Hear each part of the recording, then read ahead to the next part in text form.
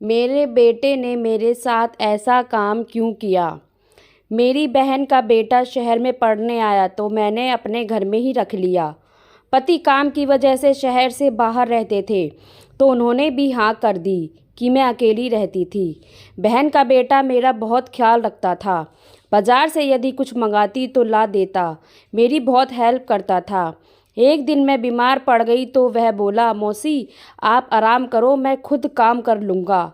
रात को मेरे लिए दूध और दवाई देता, जिसे खाकर मैं आराम से सो जाती और फिर सुबह ही उठती। एक दिन मेरे पेट में दर्द हुआ, मैं डॉक्टर के पास गई तो उसने मेरे टेस्ट किया तो पता चला मैं प्रेग्नेंट हूँ। ये सुनकर मेरे पैरों तले ज़मीन खिसक गई, मेरी जान निकल गई। मेरे ऊपर जैसे किसी ने पहाड़ गिर दिया हो।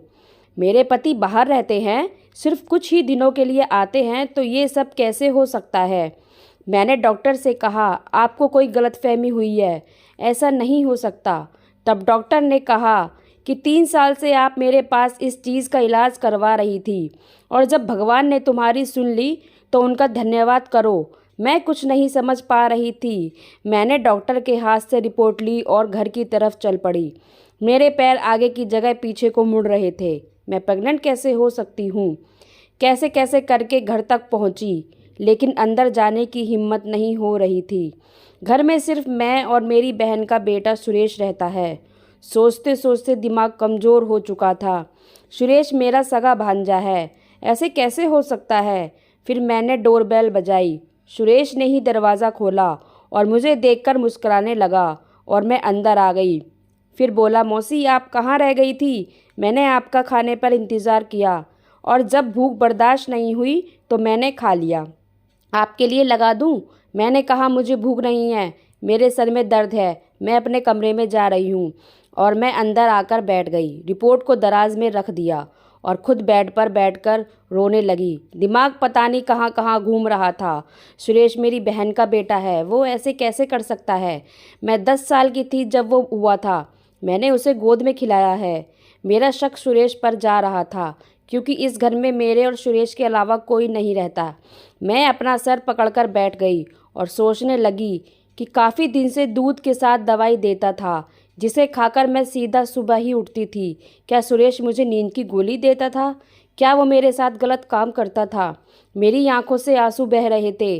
कुछ समझ नहीं आ रहा था। क्या रिश्ते इतने खतरनाक हो गए हैं कि हवस के आगे कुछ नहीं दिखाई देता। मैं उसकी मौसी हूँ, मतलब माँ जैसी। याद है मुझे जब वह कहता था कि मौसी मौसा जी आपके टाइप के नहीं हैं, आपके लिए तो कोई मेरे जैसा होना चाहिए था। और मैं उसे हंसकर टाल देती। वह मुझे छेड़ता और मजाक भी करता था। मेरी और उसकी बहुत पड़ती थी। जिस दिन वह मेरे घर आया उस रात को हमने काफ़ी देर तक हंसी मजाक करी। हम दोनों एक दूसरे को अच्छी तरह से जानते थे। मैंने कभी नहीं सोचा था कि मेरा भांजा ऐसी हरकत करेगा। मैं यह सब सोच रही थी तभी सुरेश मेरे कमरे में आ गया। उसके हाथ में दूध का गिलास था और मेडिसिन थी। वह बड़े नॉर्मल स्वभाव से मेरे पास आकर बैठ गया। मैं उसे देखकर डरने लगी। मैं अकेली थी। वह मुझे देखकर हैरान रह गया और बोला, क्या बात है मौसी, इतनी घबराई हुई क्यों लग रही हो। सब ठीक तो है ना। यह लो दूध पी लो और आराम करो। मैंने उससे गिलास लेकर बोला, जाओ यहाँ से, मुझे नींद आ रही है। मेरा ऐसा कहने से वह घबरा गया और बोला, क्या बात है, आप ठीक तो हैं। पहले मेरा मन हुआ उसे एक थप्पड़ मार दूं, लेकिन चाहती थी उसे रंगे हाथ पकड़ लूँगी। जब मैंने उसे जाने को कहा तो उसने दोबारा दूध पीने को कहा और चला गया। मैंने वह दूध फेंक दिया और दवाई छुपा दी और नींद का नाटक करके सो गई। फिर 1 घंटा हुआ मगर वह नहीं आया। जब मैं इंतज़ार करके थक गई तो मैं धीरे से उसके कमरे में गई और यह देख मैं हैरान हो गई कि वह अपने कमरे में सिगरेट पी रहा था। उसे ऐसा करते देख मैंने सोचा कि इसे सुबह ही बोल दूंगी कि अपना कहीं और इंतज़ाम कर ले, और मैं सोने चली गई। जब सुबह उठी तो दरवाज़ा ज़ोर ज़ोर से कोई बजा रहा था। मेरी आँख खुली, मैंने दरवाज़ा खोला तो सुरेश मेरे सामने खड़ा था। बहुत गुस्से में था और बोला, दरवाज़ा क्यों लॉक किया आपने। उसने मुझसे ऐसे बात की जैसे मैंने उसका सारा प्लान चौपट कर दिया। मैंने कहा, तुम होते कौन हो मुझसे इस लहजे में बात करने वाले। तो वह बोला कि मासी मैं तो सिर्फ़ इसलिए बोल रहा हूँ कि आपकी तबीयत खराब रहती है और कहीं आप बेहोश ना हो गई हो। यह सोचकर मैं ज़ोर ज़ोर से दरवाज़ा बजा रहा था। मुझे आपकी फ़िक्र थी। आपने गेट नहीं खोला तो मैं डर गया। मुझे उसकी झूठी फ़िक्र दिखाई दे रही थी। मैं उसके बाद अपने पड़ोस में एक सहेली के पास चली गई और उससे अपनी सारी बात कही और वह मान गई। वह मुझे एक लेडी डॉक्टर के पास ले गई जो मुझे नहीं जानती थी। हमारी सारी बात हो चुकी थी। मैं घर आ गई और रात को अपने कमरे में सो गई। लेकिन उस रात कुछ ऐसा हुआ जिसे देखकर मेरे होश उड़ गए। मैंने देखा कि मेरे बेड पर कोई और सो रहा है। कमरे में अंधेरा था तो ज़्यादा कुछ साफ दिखाई नहीं दिया, तो मैंने अचानक चिल्लाना शुरू कर दिया। तो जैसे ही मैं चिल्लाई उसने मेरा मुंह दबा दिया और मेरे पास में रखा लैंप जला दिया और देखा कि वह मेरे पति थे जो रात को ही आ गए थे।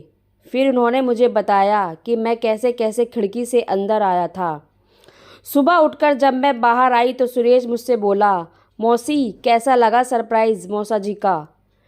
तब मुझे पता चला कि सुरेश भी इस सरप्राइज़ में मिला हुआ था।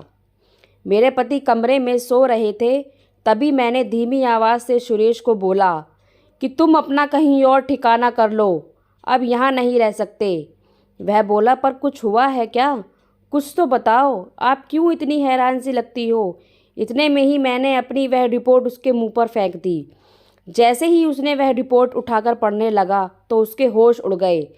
इतने में ही मेरे पति कमरे से बाहर आ गए। उन्हें देखकर मुझे लगा कि अब इन्हें सब कुछ पता चल जाएगा और मुझे यह छोड़ देंगे। इसी टेंशन में मैं बेहोश हो गई और आँख खुली तो मैं अस्पताल में थी।